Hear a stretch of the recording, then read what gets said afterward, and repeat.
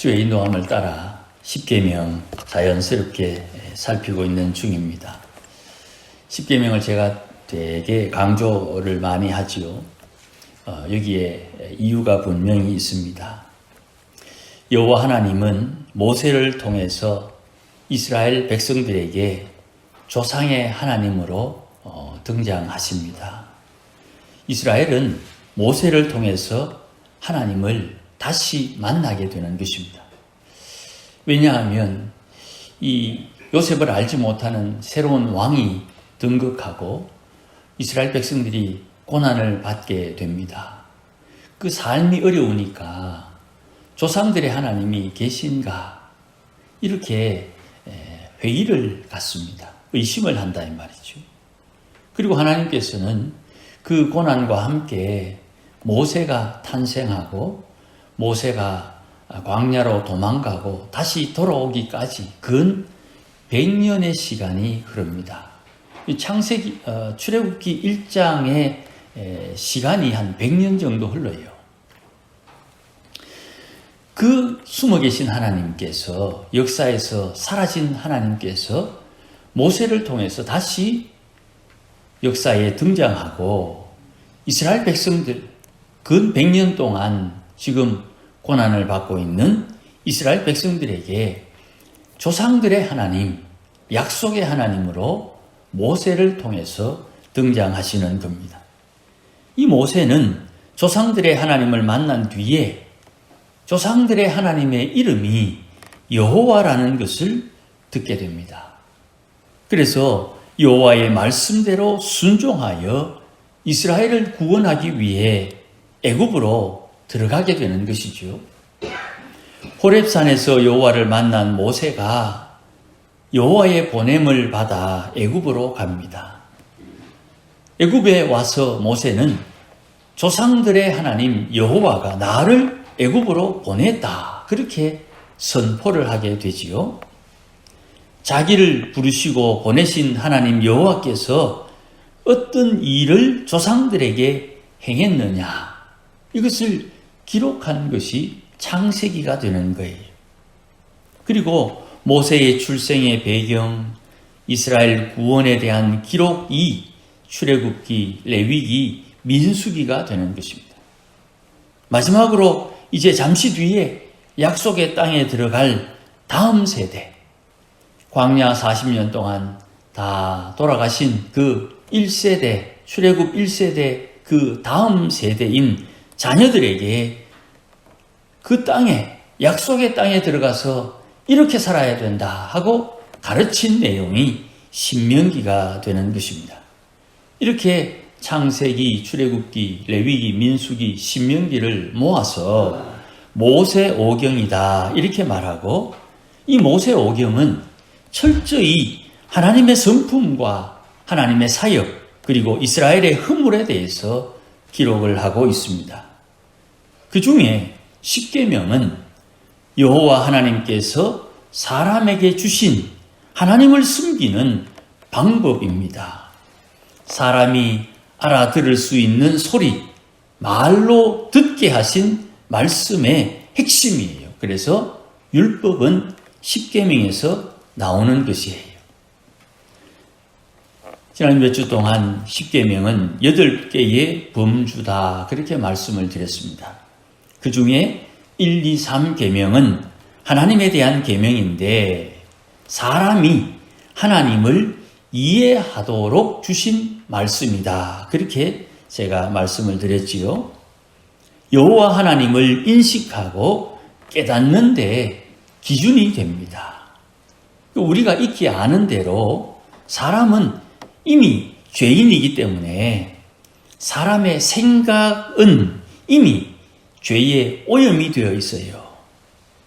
그래서 모든 것을 다 자기중심적으로 이해하고 받아들입니다. 예수를 믿기 전에는 하나님을 인지하지 못해요.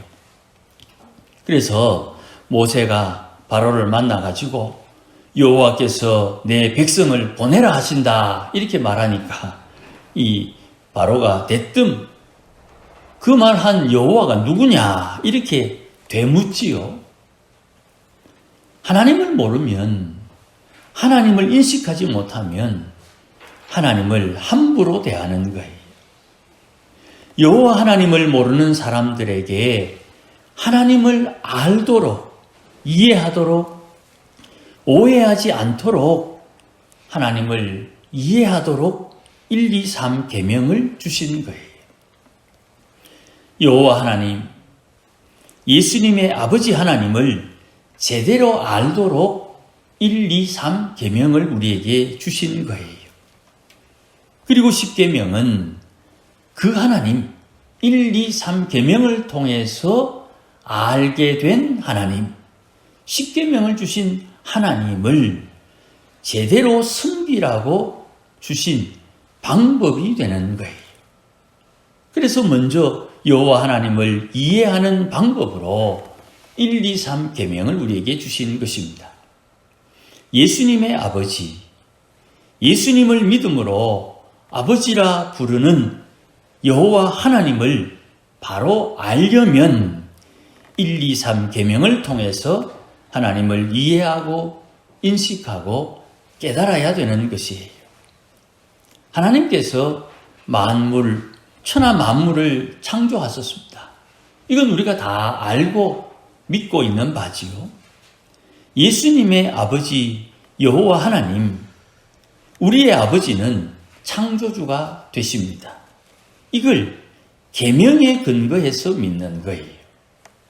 창세기 1장 1절 하나님이 천지 만물을 창조하셨다.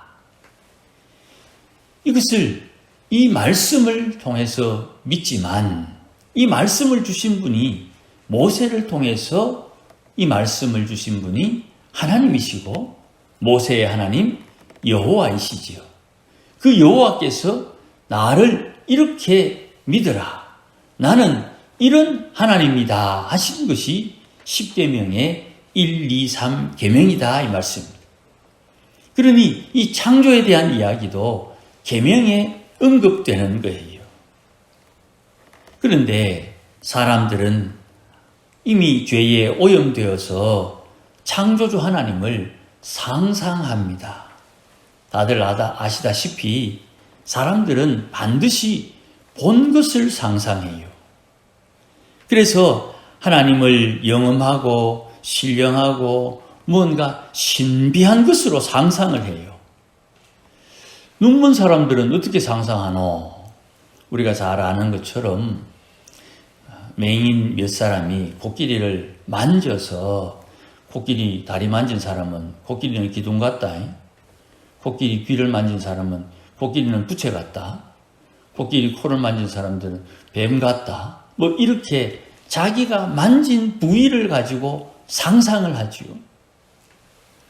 하지만 하나님께서는 하늘에나 땅에나 땅 아래 물속에 어디에서라도 어떤 형상 모양으로도 하나님을 대신하지 말도록 어떤 모양도 하나님을 대신할 수 없음을 분명히 말씀하십니다. 그리고 이 땅에 어떤 것도 대신할 수 없도록 하나님께서 하나님의 이름을 우리에게 주시는 거예요. 반드시 본 것, 상상한 것을 가지고 무언가를 만들고 그것을 숭배하고 거기에 절을 하는 것이 죄에 오염된 사람들의 행실이라 이 말입니다. 그것을 아는 하나님께서 어떤 것에도 우상, 형상을 숨기지 말라고 형상이 없는 하나님의 이름을 우리에게 주시는 거예요. 창조주 하나님께서 주신 하나님의 이름이 바로 여호와입니다. 여호와는 사람이 아니시기 때문에 거룩하신 하나님으로 불립니다. 사람과 구별되어 있다 이 말이에요. 거룩하신 하나님은 창조하신 모든 피조물들을 다스리시고 또 구원의 약속을 주셨으니까 순종하여 구원을 받으라 그렇게 말씀하시는데 순종하면 구원을 받을 것이요 불순종하면 구원을 줘도 받지 못하는 거예요. 내가 구원을 거부한다 이 말입니다. 거부하는 행실은 순종하지 않는 데 있는 거예요. 이게 심판이 되는 것입니다. 거룩하신 하나님은 창조하셨고, 거룩하신 하나님은 섭리 다스리시고, 거룩하신 하나님은 약속대로 순종하는 이에게 구원, 순종하지 않는 이에게 구원을 줘도 사람이 그것을 받지 못하고 거부하게 된다. 이것이 곧 심판이다는 것이에요. 또한 여호와는 사람들을 사랑합니다. 하지만 죄에 오염된 사람들은 자기 방식으로 하나님을 사랑하려고 해요.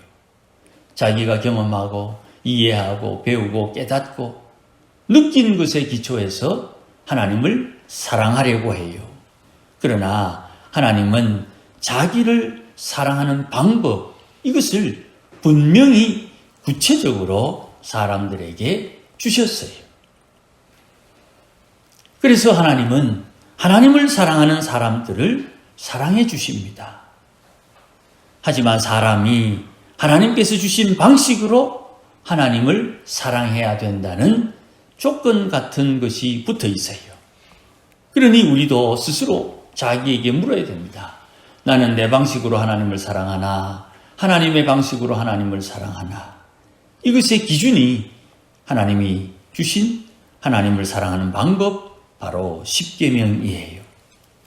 하나님께서 자기를 사랑하는 사람들에게 사랑을 나타내는 방법은, 하나님은 사람을 꾸짖지 아니하시고 후히 주시고 누리게 하십니다. 하나님 앞에 죄를 지었다. 그 죄를 회개하는 자는 하나님께서 꾸짖지 아니하십니다. 문제는 회개하지 않고 회개한 것처럼 오해하는 것이 문제가 되는 거예요. 사람이 체면이 있고 사람이 또 마음이 있어서 죄 지은 것 또 회개하고 또 회개하다 보면 야, 이거 참 민망하다.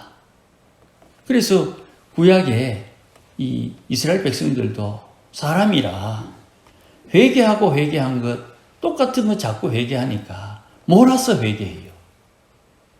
특별히 구약에는 제사법이 있으니까 제물을 드리는데 몰아서 하나님 앞에 제사를 드려요. 그걸 선지자를 통해서 하나님께서 책망하십니다. 예수님께서 비로소 우리에게 알려주시는 거예요. 회개하고 회개하면서 죄를 이길 수 있는 힘이 우리 심령에 생기게 되는 거예요. 회개함으로 죄를 이길 수 있는 힘이 우리에게 공급되고 만들어진다 이 말입니다. 자전거를 열심히 밟으면 속도가 나지요. 거기에 전기 생기는 배터리를 다 붙이면 옛날에 우리 앞에 자전거 앞에 불이 나오듯이 열심히 달리면 밝아지고 또 속도가 줄어들면 어두워지고, 그것처럼 우리 안에 빛이 만들어진다 이 말이에요. 그래서 죄를 이길 수 있는 힘이 있고, 또 주님께서 우리에게 죄를 이기라, 죄를 이기라. 우리는 죄를 이길 수 없지요. 죄를 용서하신 주님께서 죄를 이기라고 우리에게 권면하는 거예요. 그게 하나님의 사랑이다 이 말입니다. 꾸짖지 아니하시는 하나님, 또 주시는데 후히 주시는 하나님, 주신 것을 누리게 하시는 하나님, 이것이 하나님의 사랑의 방식이 되는 거예요. 하나님을 사랑한다고 하면서도 하나님께서 주신 방식으로 하나님을 사랑해야 되겠는데, 내 방식대로 하나님을 사랑하면 그게 죄가 되는 거예요. 그것을 오늘 본문 말씀에는 하나님은 질투한다 이랬어요. 이것을 나를 미워하는 죄다, 그렇게 언급을 해요. 그러니 주의 계명을 알고 주의 계명에 순종하지 않는 것, 이것이 주님께서는 나를 미워하는 것이다, 그렇게 평가하신다는 뜻이에요. 하지만 나를 사랑하고 하나님을 사랑하는 방법이 뭡니까? 주의 계명을 지키는 자는 천대까지 은혜를 베푼다 그랬어요. 그러니까 우리가 우리 자녀들에게 가르쳐야 하는 것은 하나님을 사랑하는 방식, 10계명을 이해하도록 가르치면서 실천해야 되는 것입니다. 대학 갔기 때문에 자녀들이 믿음에서 떠나는 게 아닙니다. 하나님께서 가르치라는 것을 가르치지 못했으니 저들이 신앙에서 조금씩 멀어지는 거예요. 예수님 말씀하셨습니다. 지극히 작은 계명 하나라도 행하며 가르치는 사람이 천국에서 크다 일컬음을 받게 된다. 천국에서 크다 평가를 받는다 이 말씀이에요. 예수님은 분명히 여기에서 말씀하신 거예요. 천국에서 크기 위해서는 어찌해야 됩니까? 천국에서 크다고 평가받으려면 어찌해야 됩니까? 천국에서 상급 많이 받으려면 어찌해야 됩니까? 계명을 행하며 가르쳐야 된다. 그 계명의 첫 번째가 하나님에 대한 계명. 하나님 외에 다른 신이 없다. 예수 외에 우리에게는 다른 구원자가 없다. 이것을 믿느냐? 할렐루야. 이것이 우리 신앙의 첫 번째 고백이고 그 하나님, 그 여호와 하나님의 이름이 중요하다. 이름이. 사람이 하나님을 사랑하는 방법 알려주십시오. 미가 선지자가 말합니다. 천천의 수양을 가지고 갈까? 내 아들을 하나님 앞에 제물로 드릴까? 아니다. 하나님께 주신 계명, 그 계명을 마음에 새겨야 된다. 요한복음 14장 15절에 너희가 나를 사랑하려느냐? 그러면 내 계명을 지켜라.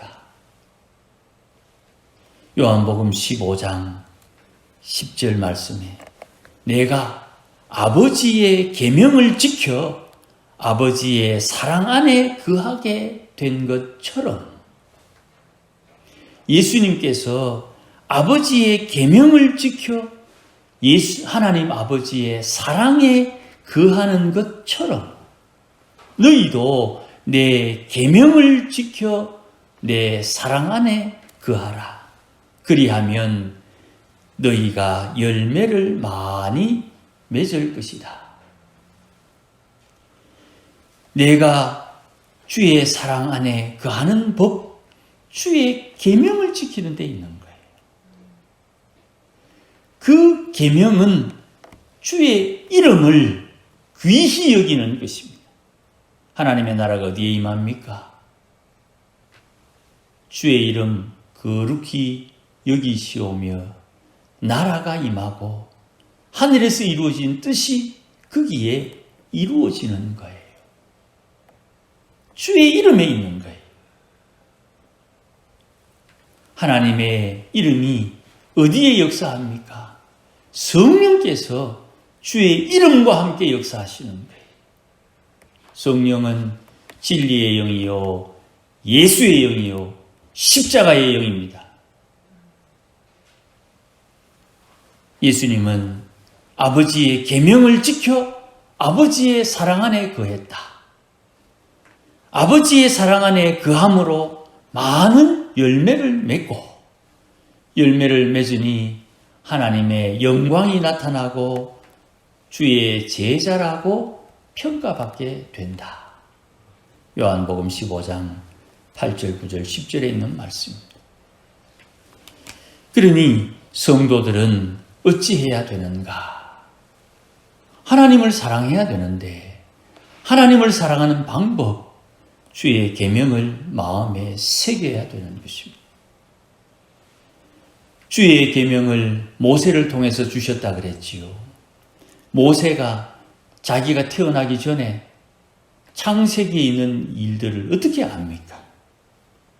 그가 영감 중에 성령의 감동을 받아 영감 중에 주님께서 보여주신 대로, 일러주신 대로, 주께서 깨우치신 대로 창세기를 기록하고, 그가 성막을 만들 때에도 영감을 받아 영감 중에 성령의 충만함을 따라 성막의 설계도를 그가 제공받게 됩니다. 산에서 네가 본 것처럼 만들어라. 하나님의 선지자들을 사용하셔서 하나님께서 말씀을 기록하셨고, 그 말씀을 우리가 읽고 그 말씀을 묵상할 때 인간의 지혜와 인간의 경험, 인간의 학문으로 말씀을 이해하는 게 아니에요. 깨닫는 게 아니에요. 성령의 충만함으로 이 말씀을 깨닫게 되는 거예요. 기록할 때 역사하신 성령, 깨닫는 데 역사하시는 성령, 말씀 가운데 일하시는 성령의 역사하심이 우리 인생의 핵심이 되는 거예요. 예수 믿는 자에게 성령을 선물로 주리니 그 성령의 인도하심을 따라 사는 것이, 내가 마음을 결심하는 거기에 하나님의 성령의 임재가 있고 충만함이 있는 거예요. 내가 하는 행동, 내 마음대로 한다, 천만의 말씀입니다. 성령의 인도함을 따라 결정하고 선택해야 되는 거예요. 그 성령의 인도하심을 따라 하나님 앞에 순종할 때 우리는 모두가 다 고백하기를 주의 이름에 순종했다, 그렇게 고백하는 거예요. 그러므로 성도는 어찌 살아야 되는가? 성령의 인도함을 따라 살아야지. 주의 이름을 위해서 살아야지. 하나님의 거룩함을 따라 살아야지. 그런데 성령이 인도하시는 것을 따르는 것이 쉽지 않더라, 이 말이죠. 그래서 성령의 인도하심을 따라 사는 법을 배워야 되고 연습해야 되고 훈련해야 되는 거예요. 무엇으로 훈련하고 연습합니까? 말씀을 따라. 말씀의 범위에서 벗어나지 않도록 말씀에 순종하면 할수록 성령은 우리 안에 죄를 밝혀내는 거예요. 말씀드렸지요? 마귀는 죄를 밝혀내가지고 우리를 마귀의 종으로 삼기 위해서 죄를 밝혀내고, 성령은 죄를 밝혀내서 우리를 용서하기 위해 죄를 밝혀낸다. 끊임없이 내 마음속에 숨겨진 죄가 드러날 때 꾸짖지 아니하시는 하나님 앞에 회개하면 되는데, 죄가 드러나는 것 자체를 거부하고 미워하고 적대감을 가진다 이 말입니다. 하나님을 모르니까 용서해 주시는 하나님을 말로는 하는데 내 마음이 믿지를 않아요. 요한복음 예수님 이런 말씀을 하세요. 요한복음 15장 22절 말씀해 보시면, 내가 와서 그들에게 말하지 아니하였더라면 죄가 없으려니와 지금은 그 죄를 핑계할 수 없느니라. 예수님께서 지적하시면 그 죄는 내가 숨겨도 그 죄를 숨길 수가 없는 거예요. 어차피 드러난 죄는 주님 앞에 회개함으로 용서받는 것이 잘하는 거예요. 하나님께서 우리의 허물과 죄를 밝히시는 것은 내가 너를 이만큼 더 사랑해줬다, 사랑해준다, 사랑하고 있다는 방증이 되는 것이에요. 누가복음 7장에 용서받은 만큼 하나님을 사랑하는 것입니다. 용서받은 만큼 사랑하는 거예요. 그 허물과 죄를 사람이 지적한다고 여러분이 깨닫는다고 생각하지 않아야 됩니다. 하나님의 말씀이 저 사람을 통해서 내게 깨우쳐 주는 것이지, 하나님의 말씀이 역사하시는 거예요. 그 말씀은 천하가 없어져도 사라지지 않는 말씀입니다. 거기에는 누구나 다 머리를 숙여야 되고 거기에 순종해야 되고 거기에 응답해야 되는 것이에요. 거기는 나이도 없고요, 직분도 없어요, 능력도 없고요, 실력도 없는 거예요. 사람의 가장 뛰어난 지혜가 하나님 그런 일 없지만 하나님의 가장 약한 지혜보다 못한 거예요. 그러므로 앞뒤 전후를 잘 살펴서 우리가 어떻게 처신해야 되는지를 스스로 깨닫고 하나님 앞에 우리 자신들을 잘 살펴야 되는 것입니다.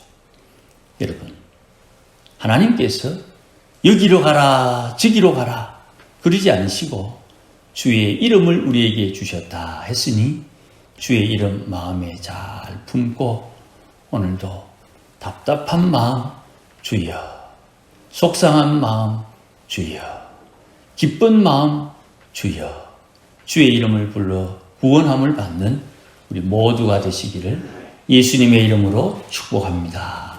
기도하십시다. 하나님 아버지 고맙습니다. 우리가 주님 앞에 나와 하나님을 사랑하고 섬긴다고 고백할 때 우리의 마음과 우리의 계획, 우리의 의지로 하나님을 사랑하지 않도록 하나님께서 불쌍히 여겨주시고 주님 주신 하나님을 사랑하는 방법을 따라 하나님을 사랑해서 하나님 약속하신 대로 우리의 마음이 있는 곳에 보물이 있다 하셨으니 우리 소망 하늘에 두고 하늘의 상급 잘 준비할 수 있도록 성령님 충만하게 인도하여 주시옵소서. 날마다 깨우쳐 주셔서 하나님 앞에 은혜를 누리며 살도록 주장하여 주시옵소서. 예수님의 이름으로 기도하옵나이다. 아멘.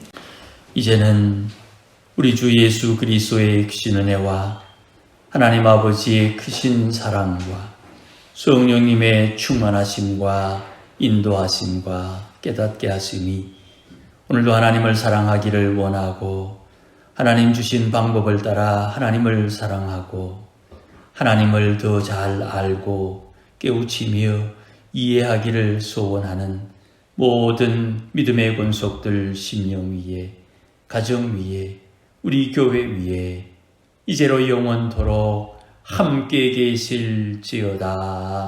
아멘.